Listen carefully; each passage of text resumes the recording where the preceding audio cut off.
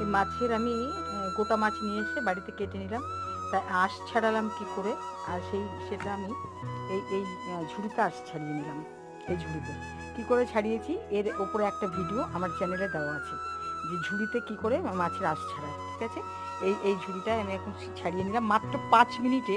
মাত্র 5 মিনিটে আপনার সব মাছ এরকম, এক থালা মাছ আধ ঘন্টার মধ্যে হয়ে যাবে। আর এই কটা আমার 5 মিনিটের মধ্যে হয়ে গেল একদম, মানে খুব ইজি।